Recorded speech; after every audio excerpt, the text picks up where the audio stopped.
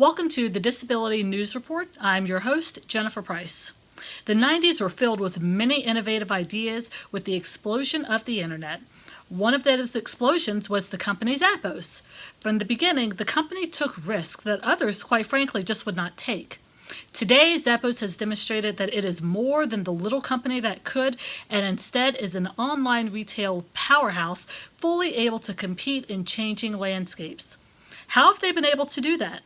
That's exactly what I'm talking about to Dana Zumbo, Business Development Manager at Zappos Adaptive. Zappos Adaptive is the division of Zappos that sells fashionable adaptive clothing as well as shoes for people with disabilities, simply to make getting dressed a little bit easier. I'm talking to Dana about Zappos, its company culture, and product offerings. All of that coming up next.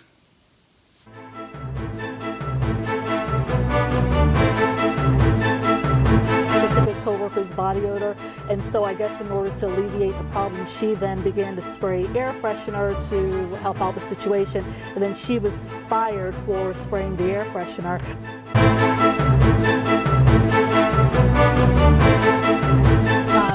There were lyrics, and the lyrics were directly relating to the political time and environment at the time of what was going on, especially in their community. They were simply talking about what they see on an everyday basis. He is not talking about what he sees on an everyday basis to try to bring some sort of political.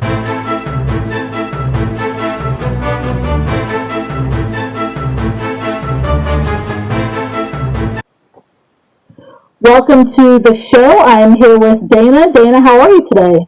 I'm great, Jennifer. How are you doing? I'm doing well, thanks. Powering through our, sheltering in home and working from home environment right now.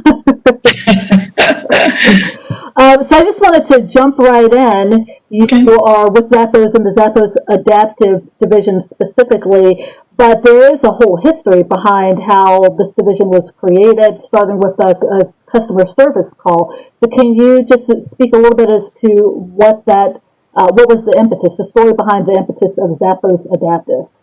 Yeah, sure. So first, just giving a little background about Zappos in general, because it really comes from the culture of Zappos, where we really are a customer service centric company, and it's really throughout our entire DNA.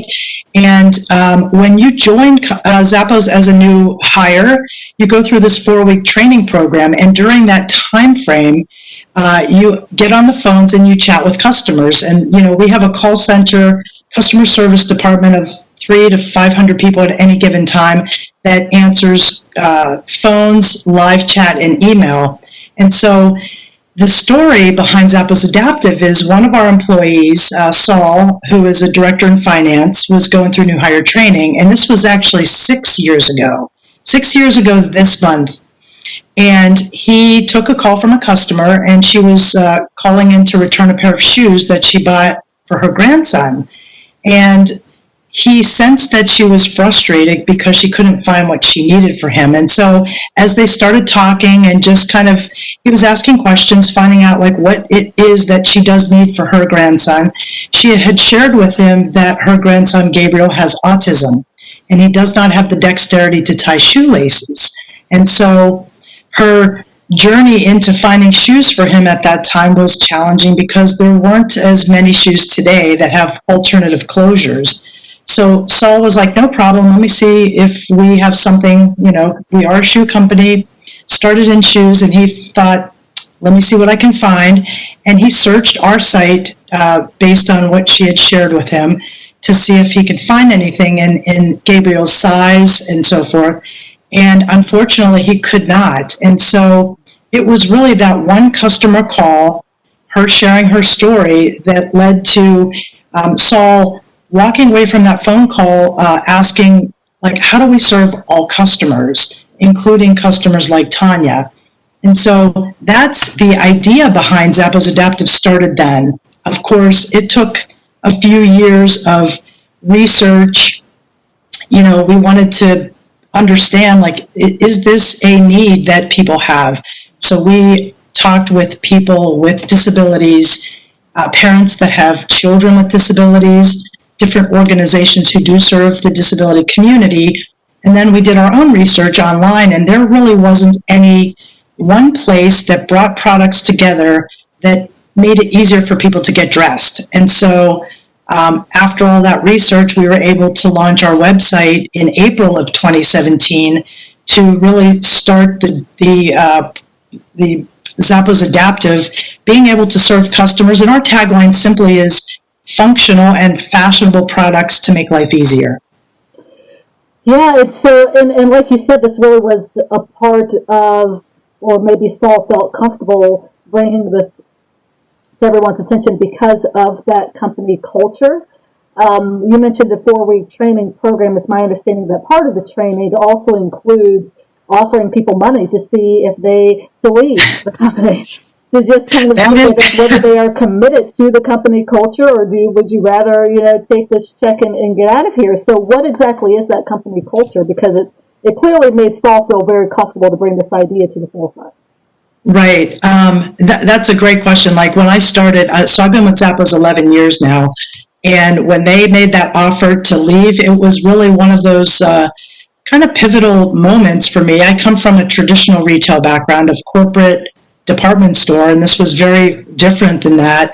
And it really showed to me the company wants to make sure that not only are you a fit for the company, but maybe the company's not a fit for you. And if that's the case, certainly take the money and part ways. But to your point on culture, I would say a few things that really over my 11 years that I've kind of grasped onto. It is certainly all about customer service. And when I say customer service, one of our core values, our first core value, number one, is deliver wow through service. And it's not only our customers who are calling in or emailing in and engaging with them in a very different way, but it's also how we treat our brand partners, how we treat each other internally as employees. So it really is the DNA throughout the entire company. And that is something that 11 years later, I still feel it. And, it's definitely a different type of environment for companies that I've experienced before. So those are a couple of things, from a culture standpoint. And when I went through new hire training, this is one of the trainers. I had asked her. I said, "So okay, I'm going through this training, and everybody's excited, and there's lots of energy, and I." Not that I was skeptical, but I come from a different world, and I said, "Okay, so like, how are you going to guarantee?" Like, this is how it really is once we're finished with training. And she said, "That's not up to me. That's up to you. Like, the employees drive the culture." And I thought that was, that right there sold it for me. I was like, you know what? That makes sense. And so it really is like a family environment as well. Yeah. Well, you mentioned one of the core values. Zappos has 10. Narrowed it down out of, I think, getting all the employees' input as to what they feel like it should be, and then it was narrowed down to 10 core values. Do you have a favorite out of those 10? I certainly do, and it's building a team and family spirit. All of them really resonate with me, and it's not just a business, a typical business vision and mission. These are life values, and I think that's what brings different diverse groups of people to Zappos, because you can be who you are, and these core values are really how you live your life. And if you align with that, then it really just creates a different environment within the workplace. Yeah, absolutely, and certainly it makes sense that Zappos created this adaptive clothing line. Because it just mixes right in with the core values and the company culture itself. So what was the first brand that Zappos Adaptive sold online, and how exactly did that relationship even come about? Yeah, so early on, when we launched our website in April of 2017, we had a few brands in the clothing side that were small brands, new, but what they offered was sensory-friendly clothing and reversible, which was really interesting because, until you're in it and you understand what the needs are from the perspective of somebody with a disability, you don't really think about how difficult it can be to get dressed. And so the two clothing brands had product that you could put on inside out or front to back and it wouldn't make a difference. So it would allow for people to get dressed independently and not have the frustration of the tags in the back that are very, uncomfortable. There were no buttons or zippers. The material was super, super soft. And so those were the two types of the categories that we brought in. And then from the footwear side, we have, really great relationships with our brands, and Nike has a line of shoes called Nike Fly Ease, and it was created with from a teenager who had written into the company years ago about how he loved LeBron James shoes, and he has cerebral palsy and wanted to be able to put on his own shoes, and they created this design that simply had a zipper around the back that opened up so you can slide your foot into, and nobody, the product was not available other than Nike. And once we launched and we started talking with the team, they opened up the collection to Zappos Adaptive so we could broaden the awareness of the shoes to help people that might want to wear Nikes get dressed easier because of the functionality, but the coolness of the shoe as well. Yeah. And then Billy Footwear was another brand who was brand new. We had met him right when he was kind of getting ready to launch his line of footwear, and it just was that, timing is everything. We met, we saw the product, he told us his story of why he created the company and his personal story, and we launched with Billy Footwear that year as well, and has been very successful because the whole thing is about inclusive or unique design with, that has unique features that just offers easy on, easy off, but they're still very cool. So that's kind of like the four brands that we initially launched with early on. Yeah. And then Tommy Hilfiger, I do have to say, Tommy Hilfiger was the first big brand to launch a clothing line for kids, men's and women's, that had magnetic closures instead of buttons. It looks the same. You would look at the shirt, you wouldn't know the difference, and all of a sudden you notice that there are magnets that are closures to help people that might have limited dexterity. So then, you've given quite a number of examples, whether it's magnetic closures, the zipper in the back to allow for easy slip-on shoes, or, no tags in the back. Are these examples of what you mean by sensory-friendly clothing? Well, I would say sensory-friendly would be more on the clothing side, which would be either seamless or flat lock seams, so there isn't any type of irritation on the seams, or no tags. A lot of brands now are printing the tag instead of having the old-fashioned fabric tag on the back, and then really just super soft material that makes it nice, that feels better when it's on the skin. So those are some of the things on sensory-friendly, which are on the clothing lines. Okay. And, Zappos was founded back in 1999, if I remember correctly, and some people considered the CEO to be taking a risk because there was this thing called the internet that was considered, just this fad that's going to go away, But at the same time, it's obviously still here, and then eventually Zappos Adaptive came about, which some people may also consider at that time to have been a risk. As you stated, you did a lot of research, and there just weren't a lot of offerings in one space. so would you say that risk taking is also included in the company culture, and if so, are employees encouraged to take a risk? Yes, I would say absolutely. I mean, I think that in order to continue innovating within a company, you have to take risks. And, Tony, our CEO, always talks about companies that started back in 1999 are not even around anymore.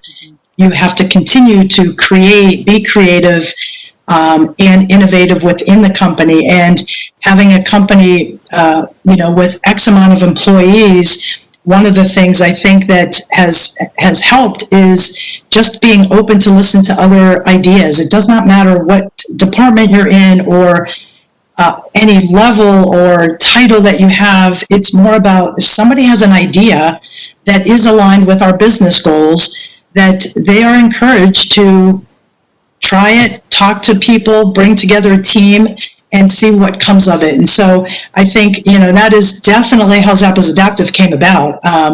It was at the time where we were going through kind of a restructure from hierarchy to a flat organizational structure more so, which gives the opportunity for people to be able to bring their ideas to light. And Saul, after he had that phone call, he asked and spoke to his boss and said, "Hey, I have this idea." And he said, "Find some people that might be passionate about it or have some experience and see what happens." And really, if it wasn't for that mindset within the company, self-organization, self-management, I don't believe that Zappos Adaptive would have even started, because it just was the right time, and the way our mindset from as I mentioned, like self-management and organization, allowed Saul to start reaching out to people. And I happened to be one of them that saw his email talking about this idea. And so that's really why we are here today. So I would say risks, there's a lot of things we've tried that did not work, and that's okay. It's all about learning and pivoting and adapting. And, that's our number 2 core value, is embrace and drive change. And let me tell you, I think that's the most constant thing we have in the company, but it keeps us really innovating as an organization. Yeah, for sure. And then just piggybacking off of what you did beforehand, you were a brand experience manager, and you spent some time being a brand experience manager. So what do you think that you learned at that time, being a brand experience manager, about people's online shopping experience and brand loyalty that then is carried over into your working in the Zappos Adaptive division? Yeah, that seems like a lifetime ago, but that was a really interesting time. And I think from a brand experience and brand loyalty that you mentioned, one of the things, we've always been different in that it's more about bringing an experience to the customers, whether it's, we've done things like show up at New York Fashion Week with an experience to allow people to get their hair and makeup done and try on clothes and go down the runway themselves. And it's all about really engaging people and giving them an insight into who we are as a company. So we've done lots of different types of experiences that way. One of my favorites, and this was quite a while ago, we knowing how difficult travel is around the holidays, Thanksgiving specifically, because it's Black Friday, Cyber Monday now, we took over a baggage claim in one of the terminals for one of the airlines, and we took over the baggage claim area and put all of these prizes on the baggage claim. So as we call it like surprise and delight. As people are coming to pick up their luggage would come out of the chute, land in a spot, and it would say, "You won a $250 Zappos gift certificate," or a prize. We had prizes, and it was just to show that we understand travel can be really tough during the holidays. We wanted to try to make it something a little more fun. And so we just, and I think what it does, it allows people to see really inside the company and the culture and who we are. And once you experience that, I think there is a loyalty that comes with it that's not forced. And I think we mentioned it earlier, like it's really just being who we are as a company, show our authentic self. You know, nobody's perfect. We make mistakes, but being able to really share that with customers and others in the community, just I think gives them a deeper understanding of who we are as a company. Yeah, absolutely. And you mentioned beforehand about the second core value, embrace and drive change. I would view the creation of Zappos Adaptive being an excellent example of Zappos Inc. embracing and driving change by creating this other division. So in your current position now, you seek out and speak to current vendors, my understanding, and then maybe even seek out potential new vendors to sell products on the website. Do you get pushback from people, just kind of going with that embrace and driving change aspect? Do you get pushback from potential vendors who may not be as open and receptive to change? And if so, how do you address that? Yeah, that's a great question, because we are in it. You know, when we launched Zappos Adaptive, there wasn't a playbook. Nobody had done it before. We were learning as we go, and we're pretty open about that. You know, as I mentioned, you know, early on, we created an advisory council of people of all different backgrounds and diverse disciplines to help guide in different ways, because we knew that there was a lot to learn. And as it relates to the brands, we do have really close relationships with all of our partners since we've, you know, this year is 21 years. But what we found is the most important thing is just show who you are. And so I'm going to give you an example. Last year, we partnered with an organization, Runway of Dreams Foundation, and we had a fashion show here in Las Vegas. And it was a fashion show for people with disabilities. So we had models, probably about 30 models that had different types of disabilities that were showcasing products that we carry on the website.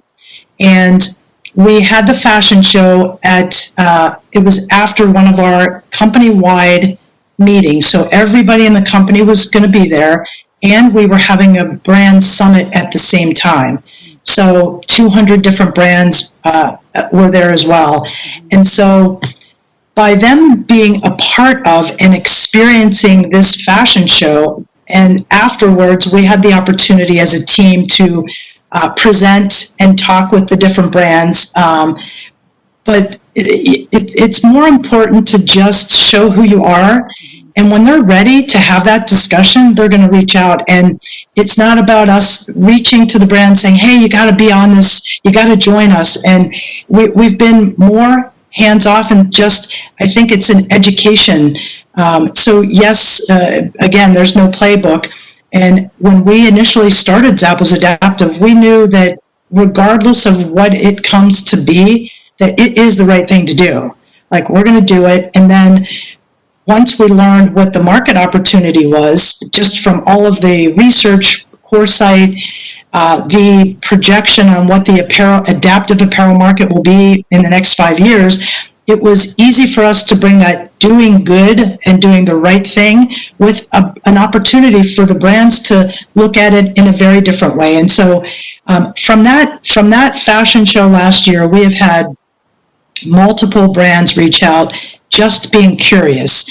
And when they ask, how do we make our product more accessible? That is like music to my ears, because starting that conversation, we are able to help educate the brands with, you know, connecting them with people with disabilities, because one of the main things that we talk about is you cannot create something for someone unless you know what they need. Mm-hmm. So we bring focus groups together when we were on campus with the brands and have the brands interact and see how their product is accessible in some ways or might not be as accessible. And for them to see that firsthand is, you know, they see it, they're like, oh my gosh, if we made this little tweak, our product could be accessible for more people. And so those are the conversations we've been having over the last year and a half. So I think and there's a lot more awareness today for the disability community, not only in clothing and shoes, clothing and footwear, but in the film industry, in the music industry, in employment. So I think there's a lot more awareness today, which is opening up conversations with our brands as well. Yeah, and it sounds like there needs to be some buy-in by potential vendors into Zappos company culture and the belief system of the company itself in order to really be a good fit for Zappos. Yeah, I have to say, coming from my old traditional department store retail background, and working with brands there, and how we work with brands at Zappos is extremely different. When we talk about customer service, as I mentioned earlier, the way that we work with our brands at Zappos is a customer service at its best. When the vendors are coming to meet with the buyers, we have a shuttle service. We'll pick them up at the airport so they don't have to take a cab or an Uber. If they're shipping samples, we ship them back for them so they don't have to deal with it. There's just a lot of things that are different, and it truly is a two-way partnership. And I think that is one of my favorite things that I get to do at Zappos, is really build those relationships and again, help educate where, we've been, part of Zappos Adaptive literally for 5 years. And so just helping educate and share our experiences. And like I said, there is no playbook. So we are learning together, and it's been really, it just brings us all together in a very different way. It's very positive. Yeah. Oh, I totally agree. I certainly think that people will have a different perspective and idea of Zappos after they learn, if they didn't already know, after they learn about all of the offerings.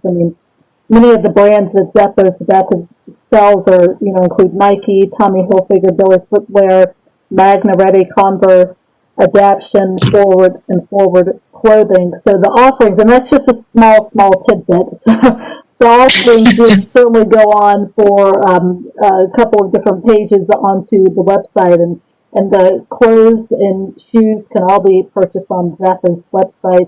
Dana, thank you very much. I appreciate your time in the interview. Thank you so much, Jennifer. I appreciate the opportunity.